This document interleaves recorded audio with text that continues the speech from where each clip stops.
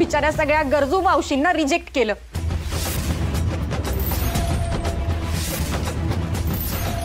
हा सगळा घातकी प्लॅन ठरलेला होता, म्हणूनच कधी कोणी समोरून ऑर्डर द्यायला आलंच नाही। फक्त हा एक रचलेला सापळा होता, कारण खरं तर अशी कोणती ऑर्डर नव्हतीच। हा सगळा रचलेला प्लॅन होता फक्त पोरींना ट्रक मध्ये चढवण्यासाठी।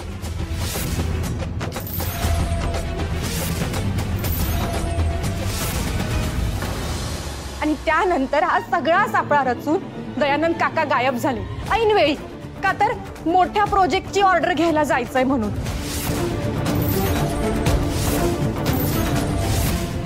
बाबा, आज जर श्रेयस तिथे ऐनवेळी पोहोचला नसता ना, तर आमचं काय झालं असतं याचा विचार करून सुद्धा अंगावर काटा येतो। मला तुमचं तोंडही बघायचं नाहीये काका।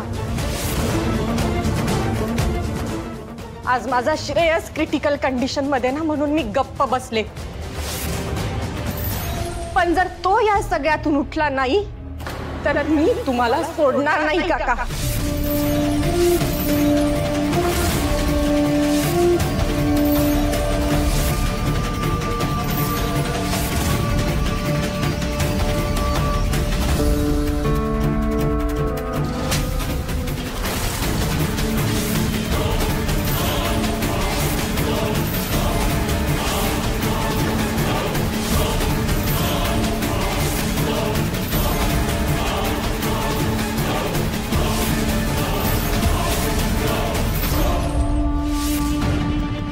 तोंडाला येईल ते वाटेल ते बोलशील का ग? माझ्या नवऱ्यावर असे खोटे आरोप केलेस तर जीभ हासडून हातात ठेवीन।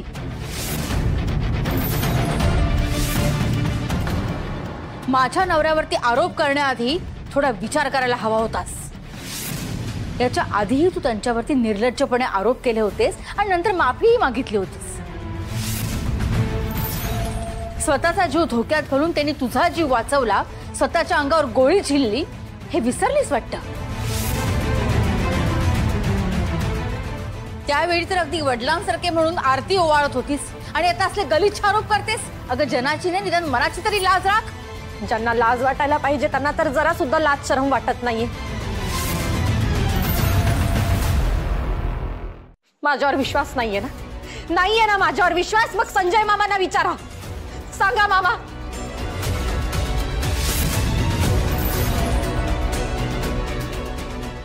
आणि आत्या, नीट ऐका, माझा जो पहिला संशय होता ना तोच खरा होता। आपलं मन पहिल्या झटक्यात जे सांगतं ना तेच खरं असतं।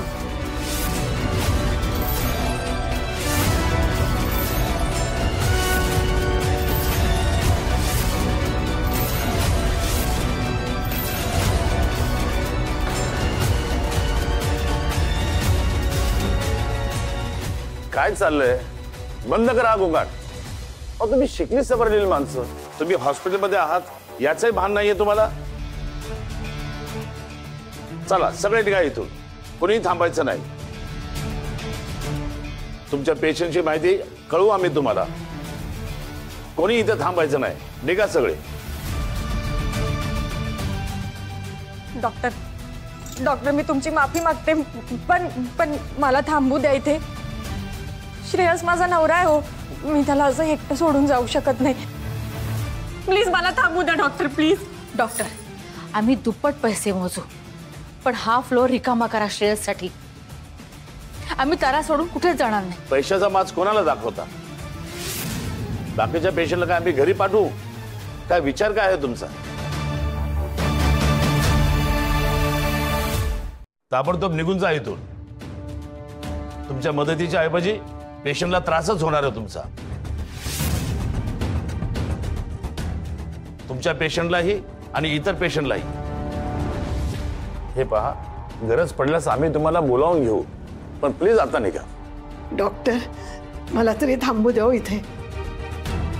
अहो हे ये जा करणं दगदग मला नाही होणार हो। आणि माझा नातू इथे एवढा आजारी असताना मी कशी घरी राहू सांगा तुम्हीच।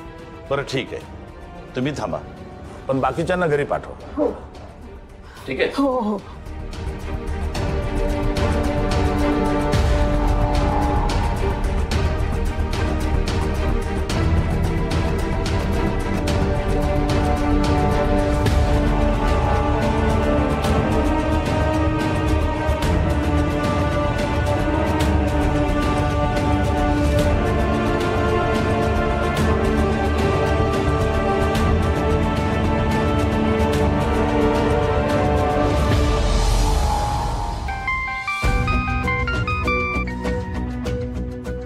हां हॅलो सर. हो हो गुरुजी केव्हाच गेलेत. हो आणि पूजेचं सामान सगळं आवरून ठेवलंय. हो हो ठीक आहे.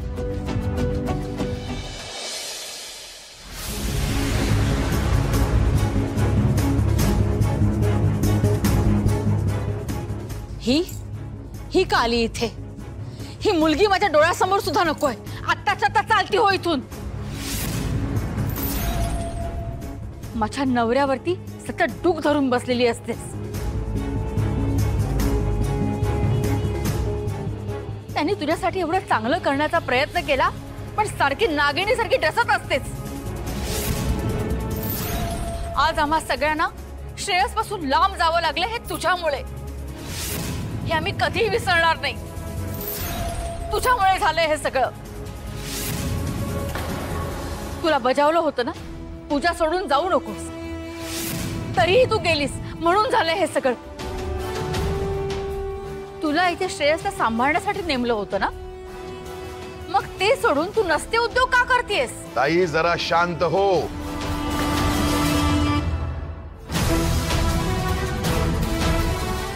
काहीही माहित नसताना उगाच तारावर ओरडू नकोस.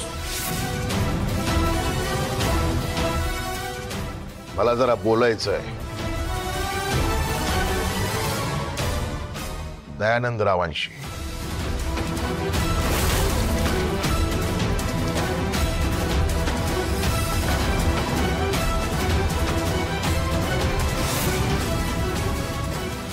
ताराने हॉस्पिटलमध्ये जे तुमच्यावर आरोप केलेत ते खूप गंभीर आहेत दयानंदराव.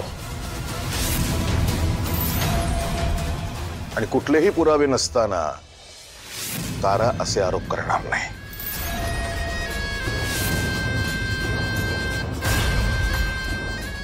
तुम्ही हा तुमचा जो व्यवसाय सुरू केलाय त्याचे बॉस तुम्ही आहात, मालक तुम्ही आहात.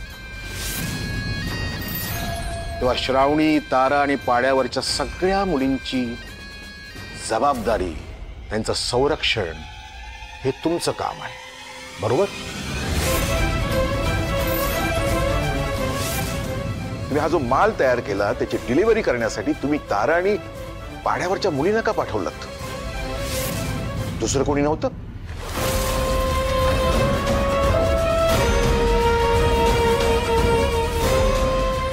दयानंदराव, ह्या गोष्टी पटत नाहीत आणि पचतही नाहीयेत. या मुलींवर गुंडांनी केलेला हल्ला आणि तिने सांगितलेला घृणास्पद प्रकार, ही जबाबदारी तुम्ही टाळू शकत नाही. आणि त्याचा परिणाम म्हणून माझा मुलगा श्रेयस हॉस्पिटलमध्ये मरणाची झुंज देतोय.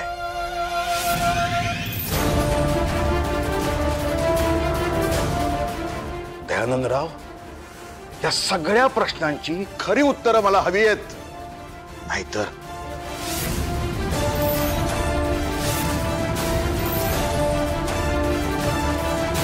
अरे अरविंद, ताई शांत राहा.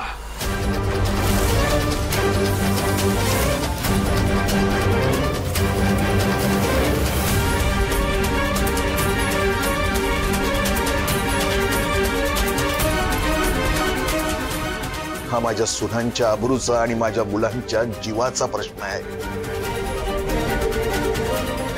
आणि याच्या मुळाशी गेल्याशिवाय मी गप्प बसणार नाही.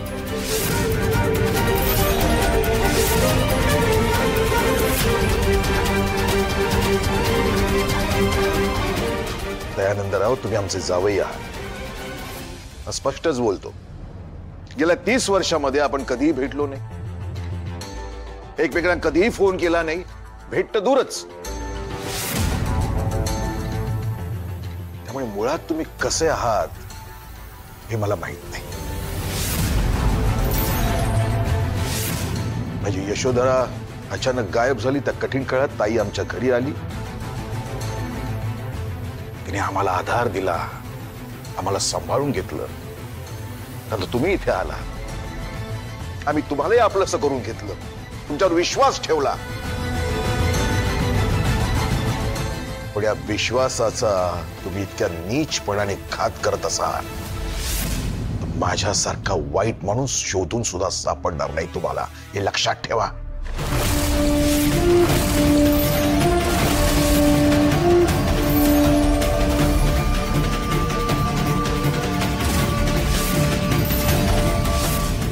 श्रावणी आणि तारा या सरनाईक घराण्याच्या लक्ष्मी आहेत.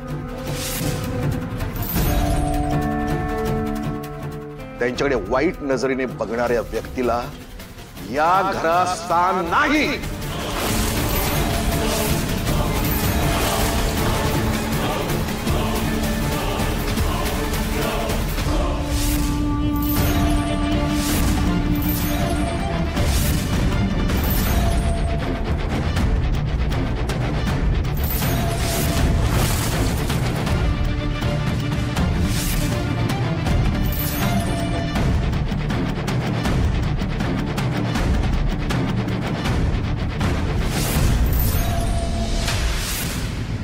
शब्दन शब्द खरा आहे अरविंदराव,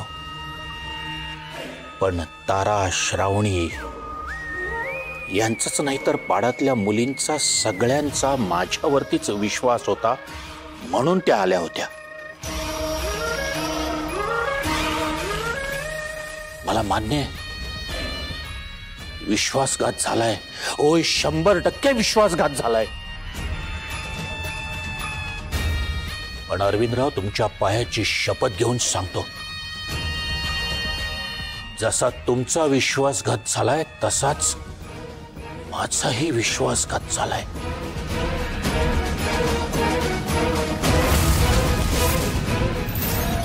अरविंदराव, तुम्ही जसे डोळे बंद करून माझ्यावरती विश्वास टाकलात, अगदी तसाच मी माझ्या माणसांवर विश्वास टाकला. पण पुढची मोठी ऑर्डर मिळणार होती म्हणून सगळी जबाबदारी मी त्यांच्यावर सोपवून निघून गेलो. पण काही वेळाने समोरून क्लायंटचे फोन यायला लागले. डिलिव्हरी पोचलेली नाही, डिलिव्हरी अजून पोचलेली नाहीये, अजून प्रोडक्ट आमच्यापर्यंत आलेलं नाहीये. नाना प्रश्न डोक्यात. शंकेची पाल तेव्हाच मनात चुकचुकली आणि तेव्हाच ट्रक कुठे गेलाय हे मी ट्रॅक करायला सुरुवात केली. आणि ट्रॅक करता करता भयंकर पाहिलं दृश्य ते, अहो तो ट्रक एका सुमसान ठिकाणी पोहोचला होता.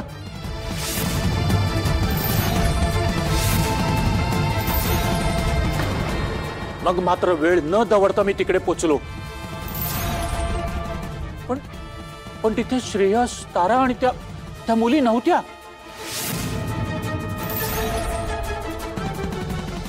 तुम्हाला खरंच सांगतो, जे श्रेयसच्या बाबतीत झालं ते अत्यंत वाईट झालं. जर मी तिथे वेळेवर पोहोचलो असतो तर ते सगळं संकट मी माझ्यावरती घेतलं असतं.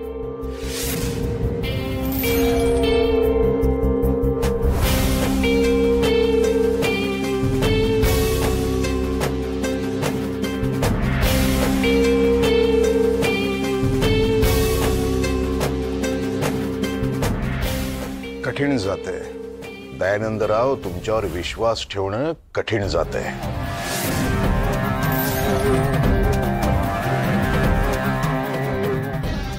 मी समजू शकतो, पण खोटं बोलणार नाही.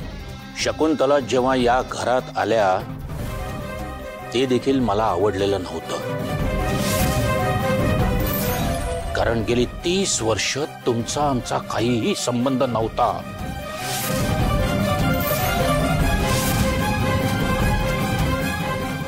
आमची गरिबी आणि म्हणून तुम्ही आमची साथ सोडलीत. तेव्हापासून या घरातल्या प्रत्येक माणसाबद्दल माझ्या मनात अडी निर्माण झाली होती.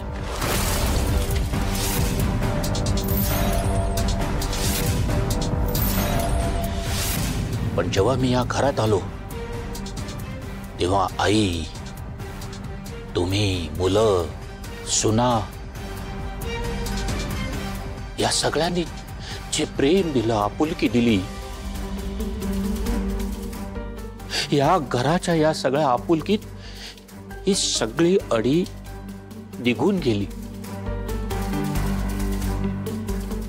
30 वर्ष पुसली गेली सगळी. अरविंदराव, खरंच सांगतो तुम्हाला, अहो आम्हाला एक मुलगी म्हणून अक्षय आणि श्रेयस या दोघांच्यात मी माझी मुलं बघतो.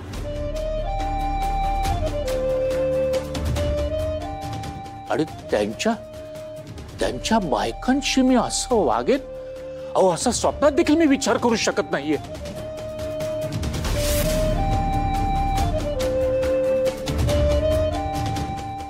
पण हे ज्यांनी कोणी केले त्याला मी सोडणार नाही. पण तारा आणि पाड्यातल्या मुलींची सुरक्षेची जबाबदारी तर मी प्रशांतवर सोपवली होती.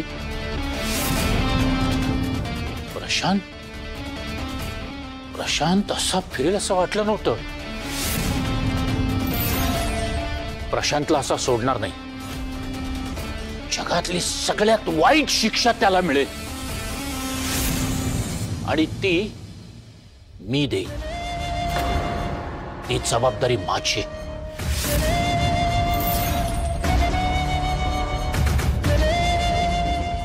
आणि ती आत्ताच्या आत्ता.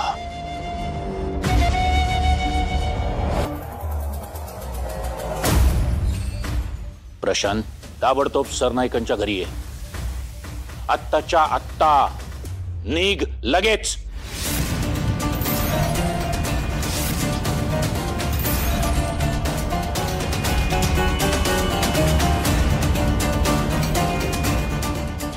Police station.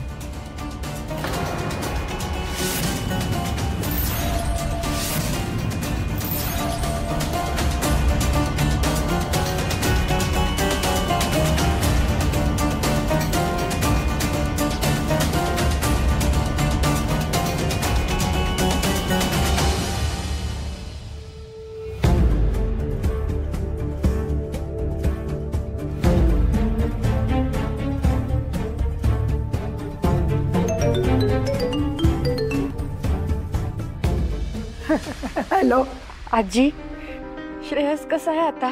माहित नाही ग, मी इथेच आहे अजून बाहेर. डॉक्टर पण काही सांगत नाहीयेत. पण मी हलणार नाही इथून. माझं लक्ष आहे. हो. डॉक्टर काय म्हणाले तर लगेच कळवा मला. हो. आणि औषधं लागली तरी मी तुलाच फोन करीन ना लगेच. तुम्ही लगेच परत या. हा आजी, नाही तुम्ही काळजी करू नका. एवढा वेळ मी इथं थांबणारच नाहीये. श्रेयससाठी देवाजवळ दिवा लावते आणि लगेच हॉस्पिटलला परत येते. तोपर्यंत डॉक्टरांचा राग पण शांत झालेला असेल. ते मला बसू तरी देतील श्रेयस जवळ. आजी, श्रेयसने त्याचा जीव पणाला लावलाय हो माझ्यासाठी. त्याच्या या उपकाराची परतफेड मी कशी करणार आहे? तारा, अगं बाळा रडू नकोस ग. मला माहित आहे श्रेयस नवरा म्हणून कमी पडलाय तुला. त्याच्या बालबुद्धीप्रमाणे तो नवरा म्हणून नाही तुला सुख देऊ शकत. पण काय करणार ग? पण आज त्याने जे काही कामगिरी केले ना, ती धडधाकट नवऱ्यांना सुद्धा लाजवेल अशी आहे. हो आजी. अगं त्याला कळून चुकलंय. आपण आपल्या बायकोला वाचवलं पाहिजे. तिच्या आबरूचं रक्षण केलं पाहिजे. अशाही परिस्थितीत त्यांनी आणखीन 4 मुलींचा जीव वाचवला. हे काही कमी आहे का? तारा, आता त्याला शुद्धीवर येऊ दे, मग कोण त्याला वेडा म्हणते बघतेच मी.